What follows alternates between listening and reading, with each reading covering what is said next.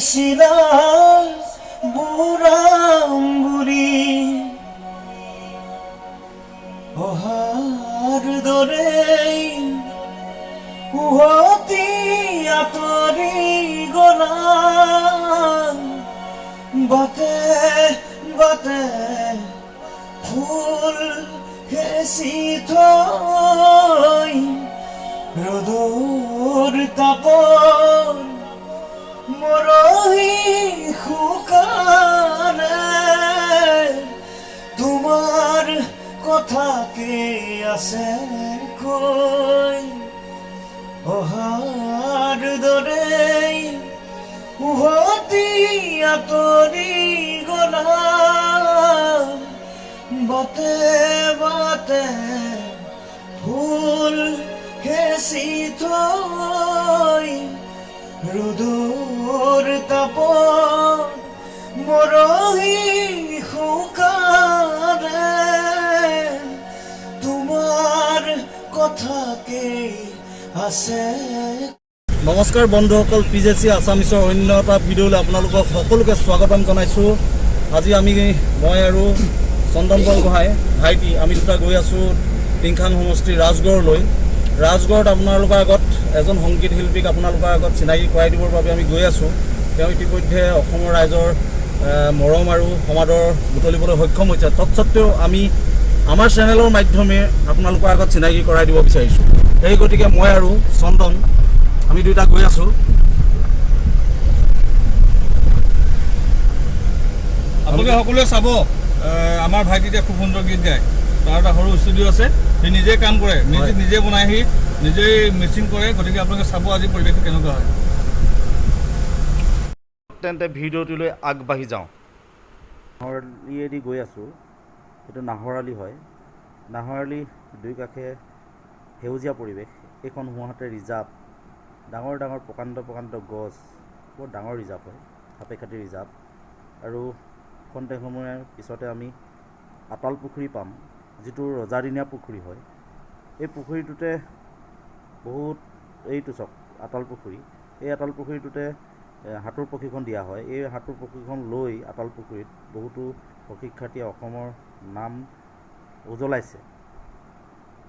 আমি খন্তেক সময়ৰ পিছতে ৰহন পাম, নেশ্যনেল হাইৱে। এইটো চাওক national highway, 52H national highway. আচলতে আমি জোন পৰশৰ ঘৰলৈ গৈ আছোঁ। সংগীত জগতখনত নতুনকৈ খোজ পেলোৱা এগৰাকী নৱাগতা কণ্ঠশিল্পী। তেওঁ বহুত ভাল ভাল কাম কৰিছে। ঘৰতে এটা ষ্টুডিঅ' খুলিছে। ষ্টুডিঅ'টো আৰু কেইদিনমানৰ পিছতে সাপেখাতি চাৰিআলি স্থিত এটা ভাড়াঘৰ লৈছে। তেওঁ ভাড়াঘৰত লৈ তেওঁ এটা ষ্টুডিঅ' খুলিব আৰু অনাগত দিনত ভাল ভাল কাম কৰি যাব। আৰু খন্তেক সময়ৰ পিছতে আমি গৈ পাম দিচাং নৈ। দিচাং নৈখনৰ ওপৰত থকা পকা দলংখন।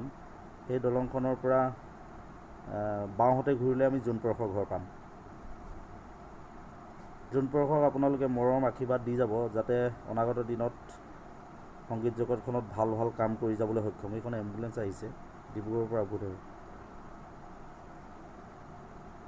এইখন চাওক পকা দলং। এই দলংখনেদি ডিব্ৰুগড়লৈ যাব পাৰি। মাথো 1 ঘণ্টা লাগে। দিচাং নৈত বহুত পানী বাঢ়িছে। বাওঁহাতে ঘূৰিম আমি, খন্তেক সময়ৰ পিছতে বাওঁহাতে ঘূৰিম, জোন পৰশৰ ঘৰ পাম। এই চাহ খালোঁ, চাহ খাই আমি জোন পৰশৰ সংগীত জগতলৈ যাওঁ। এয়া আমি আহি আপোনালোকক কৈছিলোঁ অলপ আগতে যে আমি এজন গায়কক আপোনালোকৰ আগত চিনাকি কৰাই দিম। আহি ঘৰত তেওঁ ভৰি দিছোঁহি। ইতিমধ্যে চাহ তাহ খাই আমি শেষ কৰিছোঁ। তেওঁৰ এটা ঘৰতে ষ্টুডিঅ' সাজি লৈছে, ষ্টুডিঅ'ত কাম কৰি আছে। সকলোক তেওঁৰ লগত চিনাকি হৈ গ'ল।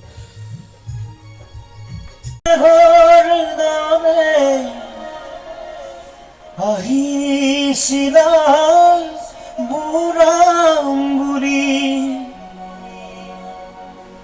অহাৰ দৰে উভতি আঁতৰি গলা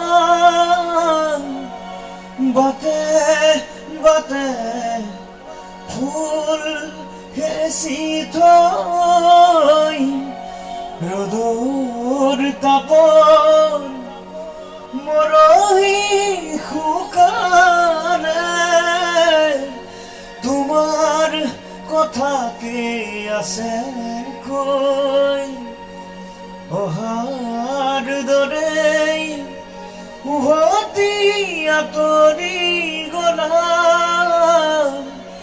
বাটে বাটে ফুল হেঁচি থৈ ৰ'দৰ তাপত মৰহি শুকালে তোমাৰ কথাকে আছে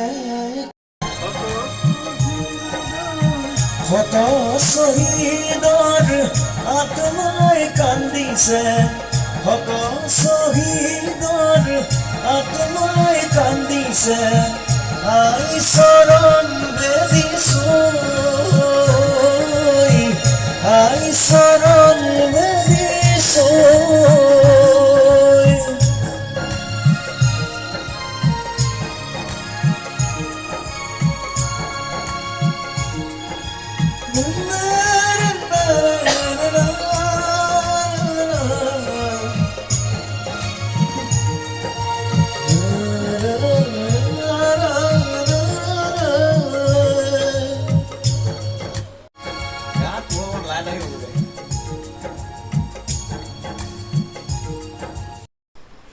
আমি ভাইটি জোন পৰশৰ ঘৰৰ পৰা আমি বিদায় ল'বলৈ লৈছোঁ আজি দিনটো থকা নিচিনাই হ'ল ভাইটি জোন পৰশে বহুত সুন্দৰ সুন্দৰ কাম কৰি গৈছে সাংস্কৃতিক জগতখনত তেওঁ ইতিমধ্যে অসমৰ বহু সাংস্কৃতিপ্ৰেমী ৰাইজে জোন পৰশক চিনাকি এটা নাম সেই গতিকে আমাৰ তৰফৰ পৰা তেওঁক অভিনন্দন জনাইছোঁ শুভেচ্ছা জনাইছোঁ অনাগত দিনত তেওঁ যাতে সাংস্কৃতিক জগতখনত এগৰাকী প্ৰতিষ্ঠিত কণ্ঠশিল্পী হৈ জিলিকি ৰওক তাৰে কামনা কৰিছোঁ কিবা এটা ক'বা নেকি কোৱা মোৰ PJC আছামিজ মোৰ চেনেলটোৰ নাম চেনেলটোত আপোনালোকে ছাবস্ক্ৰাইব কৰিব লাইক কৰিব কমেণ্ট কৰিব এটা ভাল চেনেল তেওঁ আশা কৰিছে অনাগত দিনত আগবঢ়াই লৈ যোৱা গতিকে আগবঢ়াই লৈ যাবলৈ আপোনালোকৰ আশীৰ্বাদ মৰম চেনেহ সদায় লাগিব ভালখিনি আৰু বেয়াখিনি আপোনালোকে আঙুলিয়াই দিব গতিকে তেওঁ তেতিয়া ভাল কাম কৰিবলৈ সদায় আগবাঢ়ি যাবলৈ সাহস পাব আপোনালোকৰ মৰম চেনেহ সদায় লাগিব যিকোনো এটা কামত আৰু হঠাৎ আজি ওলালেহি ককাইদেউ